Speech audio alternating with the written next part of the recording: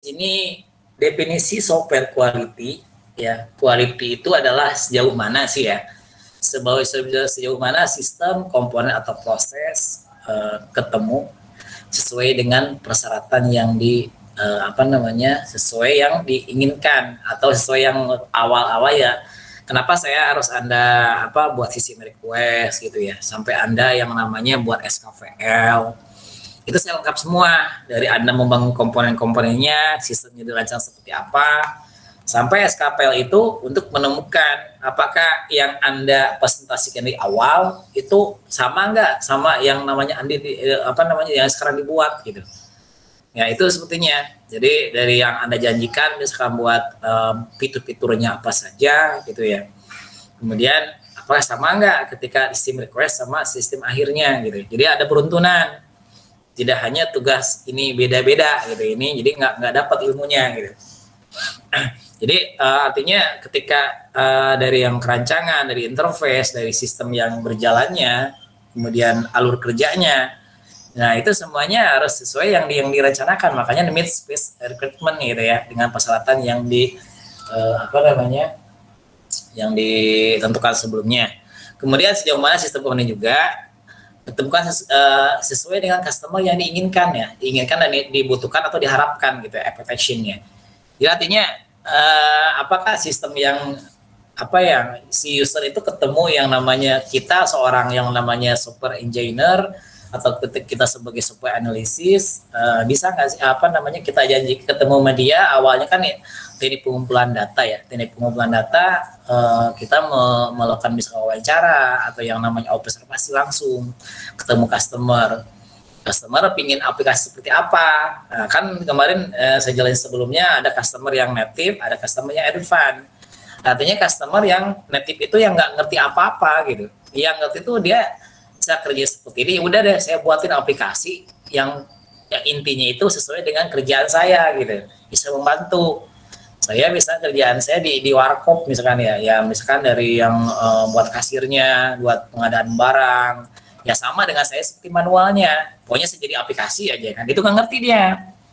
Kemudian beda sama orang yang ngerti gitu, yang ngerti kan dia detailnya bla gitu ya, orang misalkan seorang orang ngerti di IT tapi dia nggak bisa membuat sistem gitu, dia mesen. Nah, itu kan dia akan ini kan ada punya permintaan gitu ya. Itu biasanya orang-orang seperti itu. Saya punya pengalaman buat dulu waktu aplikasi buat pakai PHP, saya waktu itu dapat proyekan di dari kesehatan di Jawa Barat itu untuk sistem informasi kesehatan untuk yang jamaah haji ya.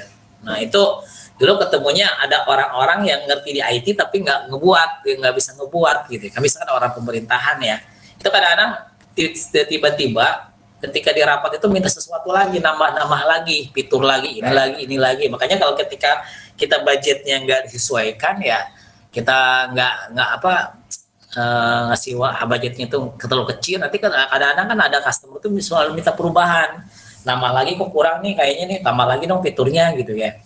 Ada seperti itu bisa berubah, itu bisa tiba-tiba ketika kita presentasi bisa nambah lagi gitu, ada seperti itu. Tapi kadang-kadang ada juga yang untuk nambah budget merekanya. Nah kemudian di sini untuk supaya quality juga untuk mengukur ya bagaimana yang namanya software itu didesain ya, mana kualitas dari desainnya itu, apakah yang namanya dia baik untuk yang kemudian software itu nyaman gitu ya untuk didesain, jadi ketika digunakan enak gitu ya. Jangan sampai seperti ini sih, misalnya kita Anda membuat aplikasi untuk SIA, misalkan Anda masih gambar-gambar atau warna yang terlalu cerah gitu ya, kemudian banyak tempat-tempat fiturnya itu button-button itu enggak, posisinya akan sulit dijangkau, ada ngumpet gitu ya. Nah atau misalkan dikliknya banyak lambat, kita termasuk yang sistem kan lama gitu aksesnya gitu ya. Nah itu termasuk yang kualitas juga bisa diukur. Kemudian termasuk keamanannya gitu ya, itu termasuk yang diukur juga untuk yang namanya di quality software. Nah ini contohnya seperti ini, yang gambar nih, what the customer got gitu ya. Jadi artinya yang customer pinginkan seperti ini ya dapat pun sama gitu. Kadang-kadang kita kan lain, kita si customer pinginnya apa, di datanya apa gitu. Itu seperti ketika Anda deskripsi itu kan di proposal, proposal itu Anda mengajukan buat aplikasi yang namanya aplikasi misalnya perpustakaan ya. Nanti sidang pun juga harus sama perpustakaan. Anda di proposal ingin membuat kebangun sistem ini ya, deskripsi pun juga sama. Ketika hasilnya itu disidangkan itu untuk mengecek gitu, memvalidasi, mengukur apa betul gitu yang Anda diajukan itu sama dengan yang Anda diteliti itu sama nggak hasilnya sama sekarang aplikasinya gitu. Kalau Anda risetnya di software engineering. Software engineering itu membuat aplikasi itu ya, biasanya rata-rata gitu sih, rata-rata mahasiswa itu kalau di skripsi itu untuk software engineering rata-rata ya buat aplikasi. Nah itu untuk materi untuk riset di software engineering itu akan disampaikan seminggu depan. Nah jadi kita tinggi gitu ya, jadi dapatnya yang dia customer-nya pengen seperti ini kayak gantungan ya harusnya sama seperti itu gitu ya. Tapi nggak kadang-kadang nggak seperti itu ketika praknya itu ketika dia kerjanya itu kadang-kadang bisa beda gitu. Makanya customer itu selalu komplain, kok beda gitu ya. Saya pengen seperti kenapa Anda buat seperti itu gitu ya. Nah itu untuk konsep kualitas itu ada quality of design ya. Jadi untuk karakteristik untuk spesifikasi dan item-item. Kemudian di development, quality of conformance ya, kemudian ada quality control ya. Nanti ini posisi di development pembuatannya, kemudian ini untuk ujinya di quality controlnya. Jadi kasih untuk dalam ininya, dalam pembangunannya, kemudian ini untuk ketika Anda mau mengetesnya. Oke, contohnya di sini aplikasi untuk software untuk pesan taksi ya. Ini mungkin ini Gojek dulu ya. Nah, di sini contoh satu aplikasi yang sesuai maunya pengguna. Ya, ini termasuk ladang sekarang, tren-tren sekarang kan aplikasi itu pervasif ya. Apa sih pervasif? Pervasif itu di mana-mana. Artinya sekarang tuh semuanya udah menggunakan handphone, semua bisa akses di handphone. Nggak Anda ini seperti kita awalnya itu ya buat aplikasi seperti ini. Kan ada orang ketika kita di pinggir jalan, kita mau pesan taksi kan selalu memanggil-manggil gitu ya, memanggil orang, memanggil taksi lama nungguin gitu ya. Sekarang kalau orangnya yang punya ide buat aplikasi gitu ya, kenapa nggak buat aja aplikasi kita mesen taksi itu langsung menggunakan handphone, karena sekarang trennya pakai handphone gitu ya. Makanya kalau aplikasi sekarang nggak bisa dipakai sama handphone ya ketinggalan gitu ya. Makanya pakai aplikasi, setelah nanti Anda skripsi jangan sampai aplikasinya kalau Anda web gitu ya, aplikasi web gitu yang bisa akses internet itu jangan sampai nggak bisa handphone gitu, nggak laku gitu ya.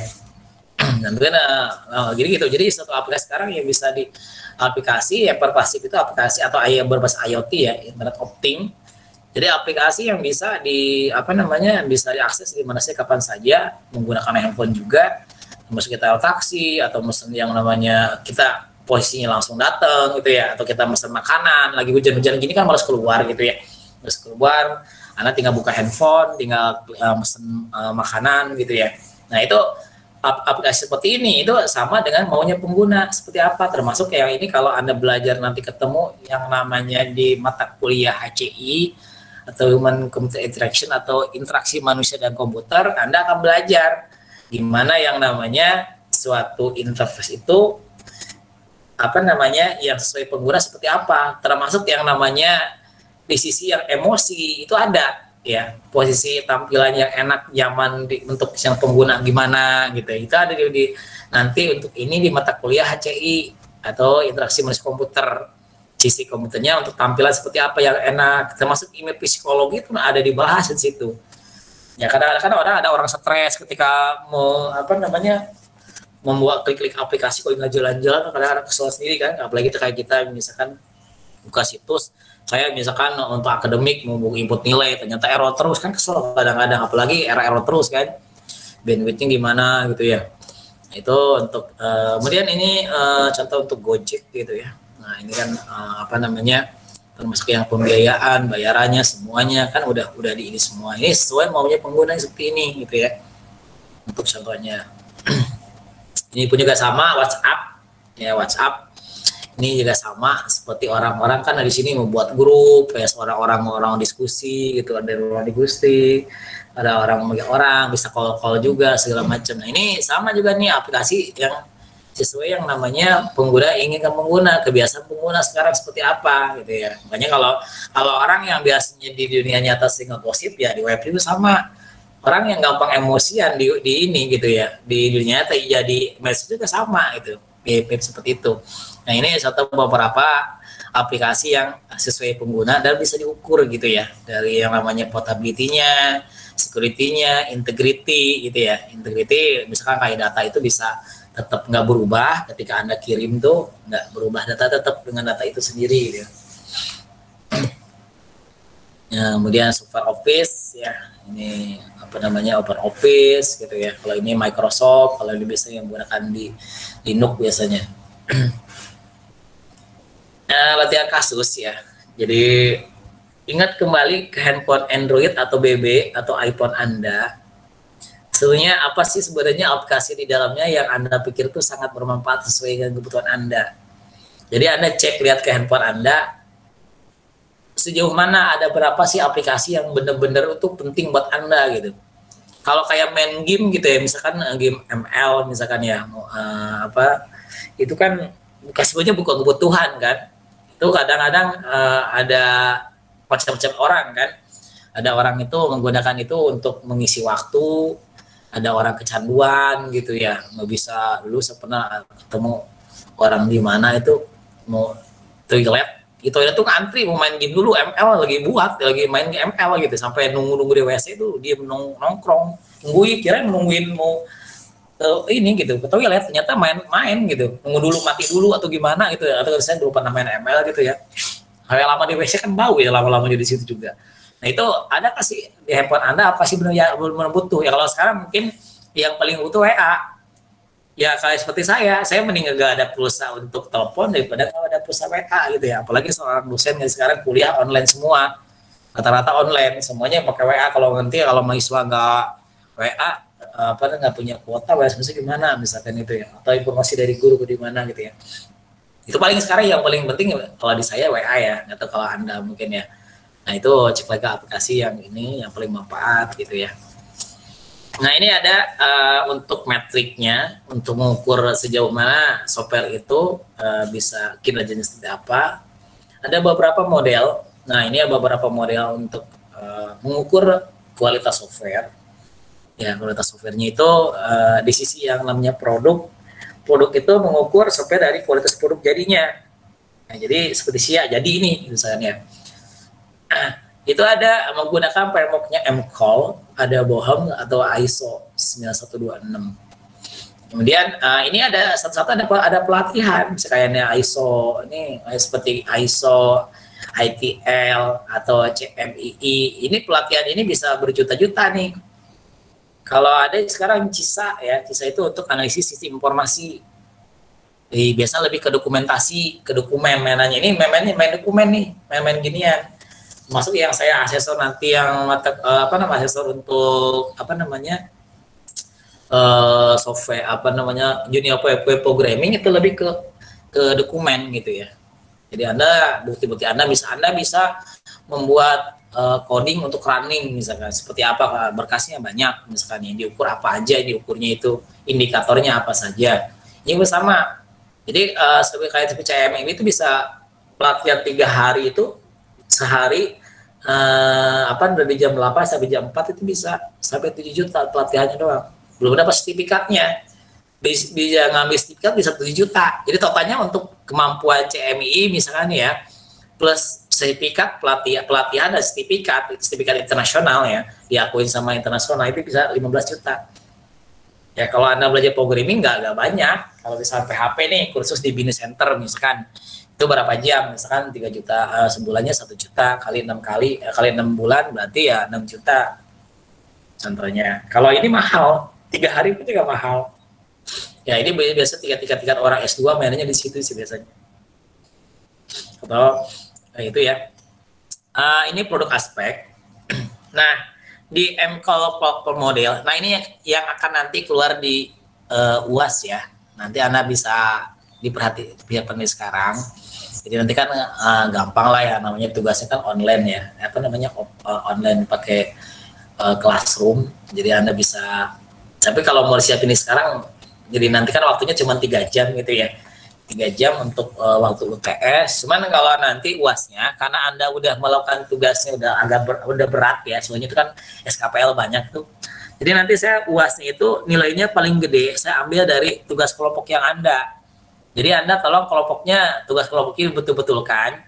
Jadi kalau tugas kelompoknya Anda bagus ya, ya insya Allah dijamin bisa A nilainya. Bisa kalau UAS kan enggak. Kalau nanti tugasnya kecil, nggak bagus, saya akan ngambil dari UAS. Nilai totalnya lebih gede UASnya gitu ya.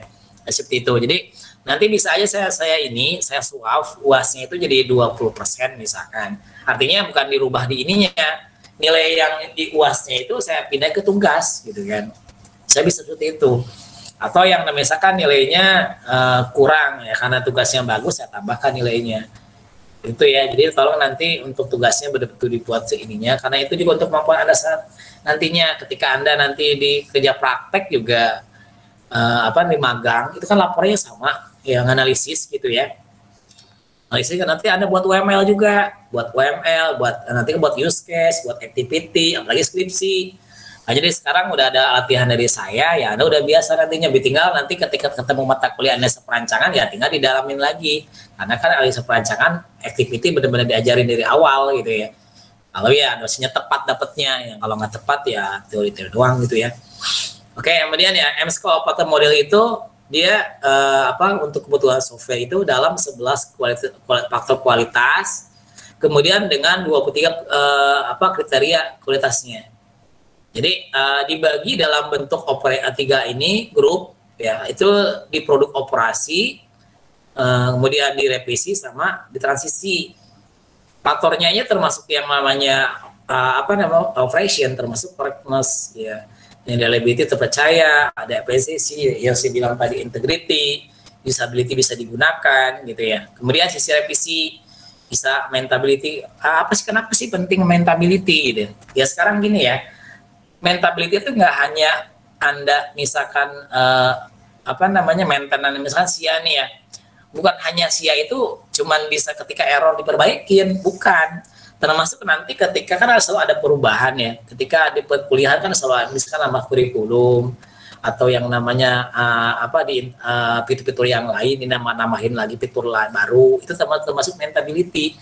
Makanya kalau sepertinya Anda kayak seperti software yang Gojek itu dibuat, kalau nggak salah orang India yang programmernya itu, yang punya aplikasinya itu, dia jual software plus maintenance gitu. Ketika nanti ada permintaan yang baru, fitur baru, update, mana-mana fitur, atau menghilangkan fitur yang lama diganti yang baru, misalkan itu maintainability. Nah itu yang sebagus seperti itu, jadi tambah gitu ya. Ya cuman hanya kalau rata-rata sih gitu, rata-rata buat software selesai. Kayak Anda ada teman-teman yang mesen, tolong dong buat aplikasi penggajian. Kalau udah ini ya, kalau udah beres dijual aplikasi selesai, udah nggak berhubungan lagi. Kalau kayak Gojek enggak. Jadi kontrak plus jual softwarenya, kan softwarenya sesuai maunya yang mesen kan. Kemudian ya plus maintenance-nya. Nah sekarang rata-rata kalau misal kayak BCA ya, kayak bank-bank itu kan nggak dia yang buat softwarenya, tapi pihak ketiga yang nyari ke software house yang kerjasama gitu ya. Jadi pihak lain yang mau buat termasuk ke maintenance-nya. Ya, kemudian di sini ada traceability ya, bisa dites gitu ya. Kemudian faktor transisi misalkan bisa otomatis load, portability dipergunakan. Kemudian disability itu bisa didaur ulang kembali ya. Interoperability itu bisa yang namanya terkoneksi dengan sistem lainnya ya.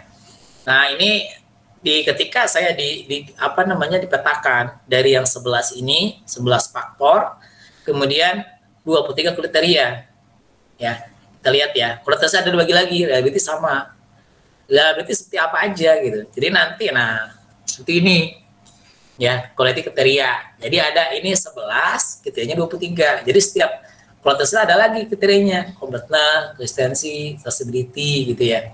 Kemudian reliability ada akurasinya gimana, kan percaya kan ya, akurasinya. Terus ada toleransi error gimana, error toleransi kan, error toleransi misalkan nih ketika yang namanya seorang pengguna ya, dia kan nggak tahu itu ada di aplikasi lagi error enggaknya. Yang penting ya ketika ini udah ada ini gitu, penting yang saya kerjakan harus bisa digunakan. Saya menggunakan aplikasi harus digunakan gitu.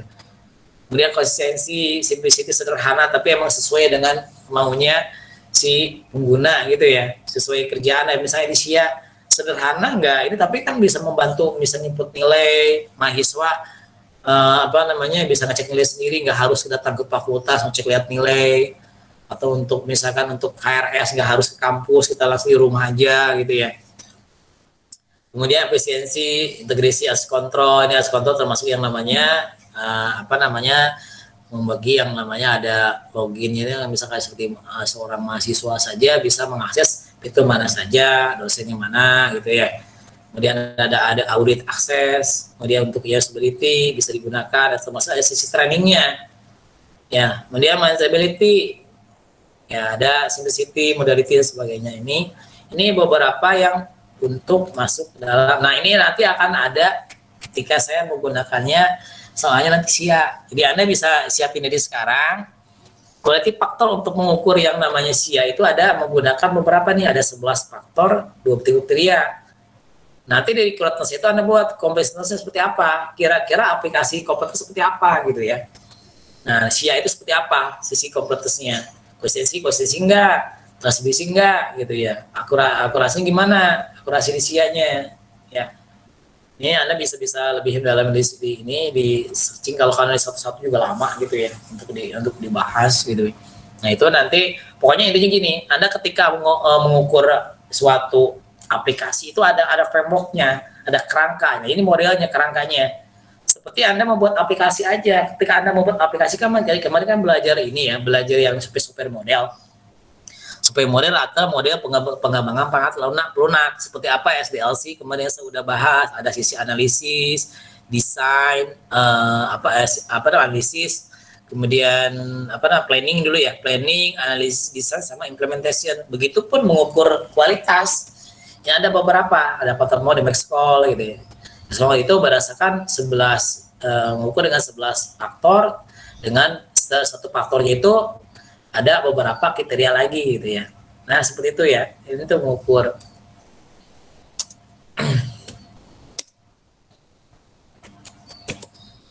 Ya. Nah, ini kualitas software yang tadi ya dari 11 faktor tadi, seperti ranting-ranting akar-akarnya gitu diukur gitu ya. Nah, ini kan tadi dibagi kan, dibagi 3 kan tadi, produktivitas, stability, dan integrity dan sebagainya. Nah, ini Evan Matrix Discipline Factor Model. Nah, ini juga salah satu beberapa juga selain yang model tadi, ini ada yang namanya SIDAS sama Factor Model. Nah, dia namanya Evan Matrix Model namanya. Ini Daswillow Factor Model. Dia mempunyai 5 menambahkan model yang dari seperti namanya Pak si Mescol ya, dia menambahkan lagi 5 faktor, dan lagi 2 lagi dia menambahkan yang namanya payability ya, kemudian 2 faktor ini, kemudian si Deswillow itu menambahkan yang namanya safety sama maintainability, jadi keamanan sama bisa di manage ya, kemampuan untuk mengelola gitu ya, ditambahin lagi sama dia. Jadi tadi udah ada berapa tuh? Udah ada 11 faktor kan? Ditambah lagi dengan kalau si DAS itu menambahkan 3 faktor lagi, jadi 14 faktor kan. Cuma nanti kalau Anda di UAS tentukan ya pakai faktor yang ini, 11 faktor dengan 23 kriteria. Nah, itu hasil dari hasil dari mappingnya dari master model itu sampai integrity. Nah, ini tambah lagi. Iya, si Evan Matrix kan nama variability ya, variability sama empatability. Kemudian si Deswillow itu menambahkan lagi safety, manageability sama suitability. Jadi totalnya ada 16 ternyata. Ada 16 faktor untuk mengukur kualitas software. Ya, nanti kalau Anda hanya sampai 11 sampai sini untuk mengukur SIA-nya. Jadi nanti ketika Anda kalau kerja praktek kalau nggak salah itu aturannya bukan buat aplikasi. Kalau Anda yang namanya, tapi membuat aplikasi nggak masalah juga kalau bisa. Jadi kerja praktek nanti atau magang kan laporan kerja. biasanya kalau di Ubara itu untuk menganalisis. Misalkan nih Anda kerja prakteknya magang misalkan di Telkom misalkan ya. Di Telkom kan ada beberapa aplikasi. Misalkan Anda diterapin di apa namanya? Diterapin misalkan di bidang keuangan atau di bagian keuangan misalkan ya. Berarti nanti Anda tugasnya menganalisis aplikasi yang ada di bagian keuangan. Misalkan aplikasi penggajian. Nah, nanti Anda di kerja praktek diukur kira-kira aplikasi si ini Telkom kalau saya menggunakan si apa namanya si marketplace mode berarti Anda mengukur sampai 11 faktor sampai sini. Kira-kira gimana? Nanti setelah itu ada kalau misalnya kualitasnya kurang Anda diusulkan kira-kira menurut Anda kualitasnya seperti apa gitu.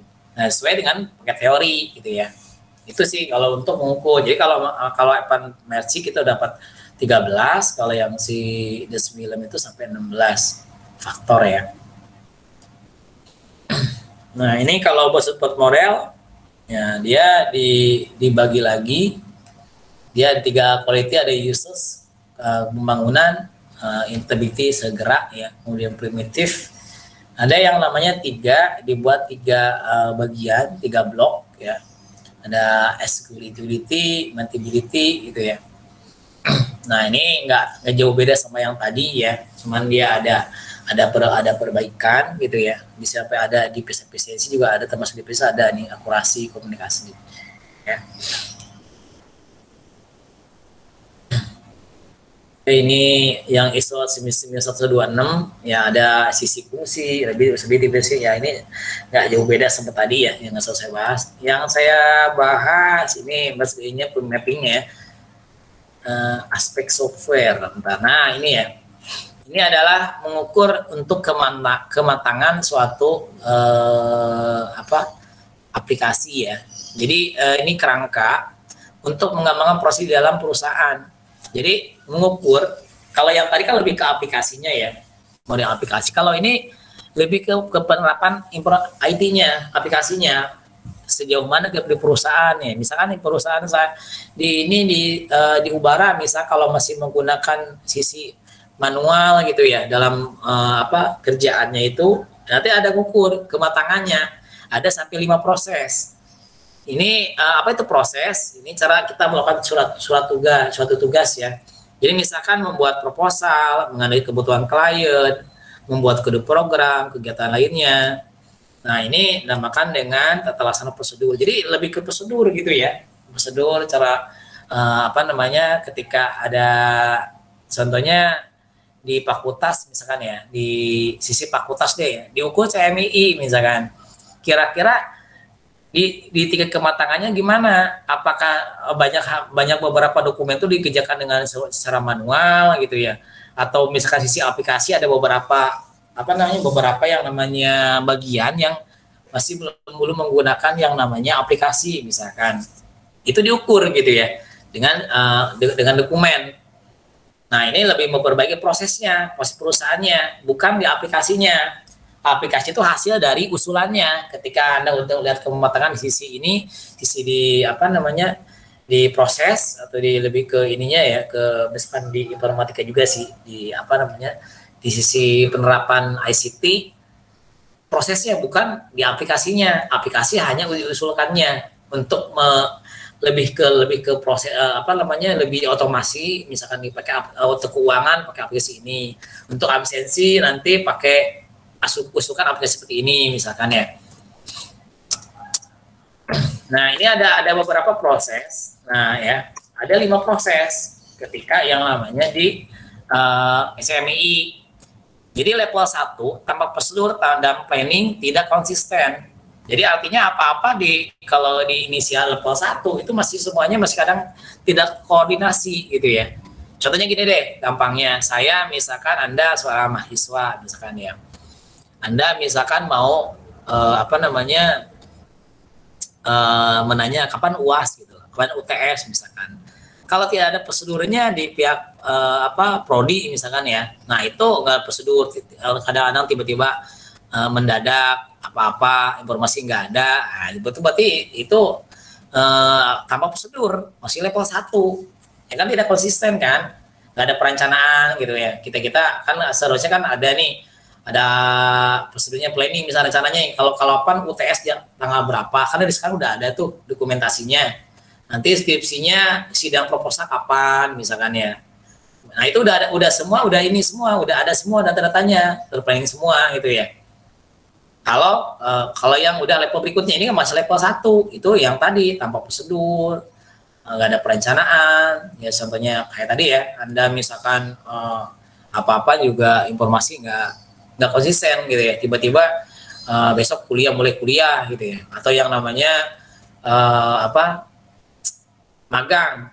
Magang kan harusnya udah untuk anak semester 5 atau 6 ya, kan udah ada terus jadwalnya. Tanggal berapa mulai yang magang, sampai kapan selesainya, kan harusnya ada tertera. Nah, kalau belum ada ya tanpa prosedur gitu ya. Kemudian level 2 di repeatable, manajemennya, jamin kualitasnya, prosedur level 2 kinerja tanpa model formal. Tapi itu udah ada, tapi udah ada manajemen nih dari sebelum planning ini udah ada jamin nih. Udah terbentuk jamin kualitas, prosedurnya udah ada gitu ya. Secara individu juga kinerja tapi tanpa modelnya. Tanpa formal gitu ya. Udah ada tapi belum ada modelnya. Ya seperti Anda mengukur aplikasi tanpa ada matriks tadi. Dikira-kira jadinya gitu ya. Kemudian level 3, proses definisi dan mengarah ke perbaikan proses. Selain kualitatif hitungannya. Nah, ini udah mulai bagus nih di sini gitu ya. Tapi rata-rata sih perusahaan itu biasanya di level 3 rata-rata. Kalau S1 itu udah keren banget. Biasanya kalau ini rumah sakit swasta tuh semuanya kan udah semuanya udah prosedur semua kan. Nah, Anda bisa ngelihat di sisi ini ya, sisi yang namanya ketika Anda ketika Anda bisa lihat sendiri lah keadaannya. Anda bisa mengukur misalkan keadaan di jauh-jauh dah, misalnya di fakultas di prodi lah, biar lingkupnya kecil. Kalau Anda mengukurnya prosesnya di satu universitas, ya lama, maksudnya banyak kan. Nah, itu caranya dengan teknik pengumpulan data tadi, ya, diaudit semua gitu. Oke, itu untuk CMII ya. Nah, ini tadi udah diukur dari sini nih, levelnya dari 1 sampai ini kan mesin manual, heroik dan sebagainya sampai level 5.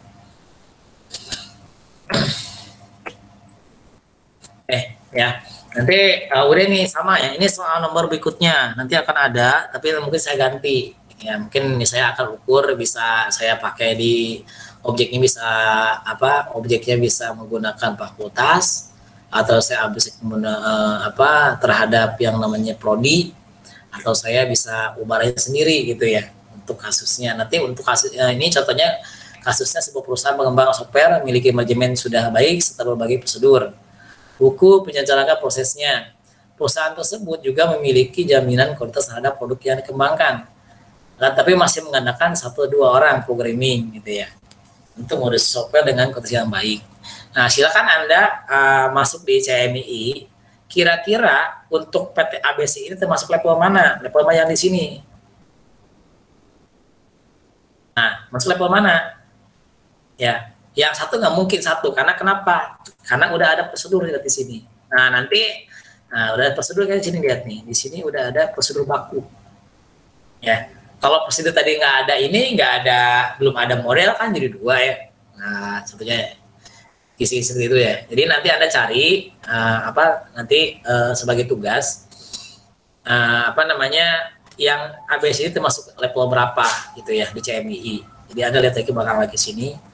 Nah, nanti UASnya itu saya akan bisa menggunakan si fakultas, atau enggak bisa butuhkan prodi. Kalau Ubara nggak mungkin lah kegedean. Ini nanti saya akan masukin nih, kalau prodi kira-kira prosesnya masuk ke level mana di CMII. Misalkan gitu ya. Nanti soal UASnya itu. Jadi UASnya itu udah ada 2 semuanya tadi. Udah berdua ya. Sebelum tambah yang lain, ini baru kan 5 soal biasanya. Ini 2 ketahuan, yang tadi untuk mengukur kualitas ya. Yang kedua, saya mengukur kematangan dari akuisisi CMII terhadap proses di prodi, atau bisa posisi 2 aja itu ini ya. Bisa di prodi, bisa di fakultas. Anda bisa disiapin. Anda sekarang bisa ngeliat dulu, jangan langsung ngejudge. Anda lihat aja caranya. Kira-kira di fakultas ada sehingga fakultas tahu nggak, atau yang prodi misalkan. Ketika Anda dapat informasi sesuatu, kira-kira prodi gimana gitu ya, apa sesuai dengan ada prosedur-prosedur yang seperti ini gitu ya. Itu ya, ini untuk UASnya udah 2 tuh semua ada di sini. Itu mungkin itu yang bisa sampaikan hari ini. Silakan kalau ada yang ditanyakan.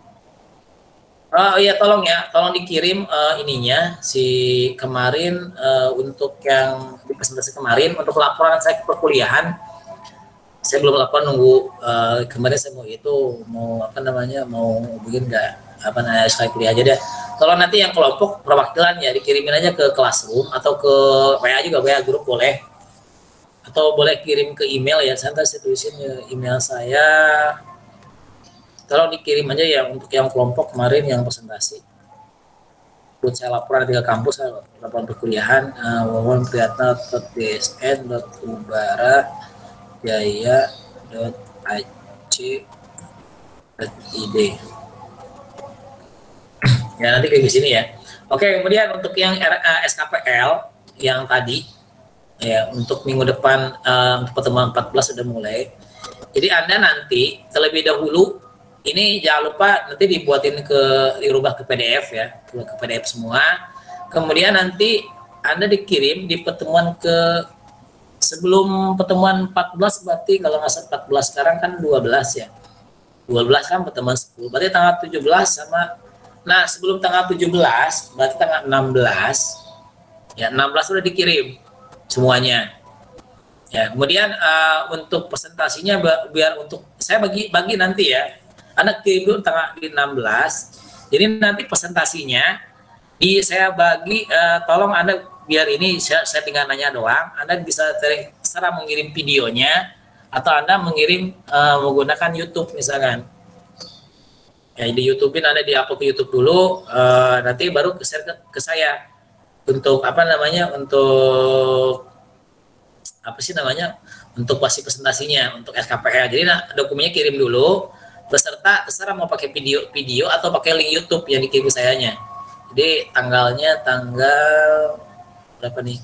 Tanggal 16 ya. 16 boleh dikirim. Paling lama tanggal 17. Kalau udah selesai boleh dikirim hari ini. Boleh selesai. Ya, jadi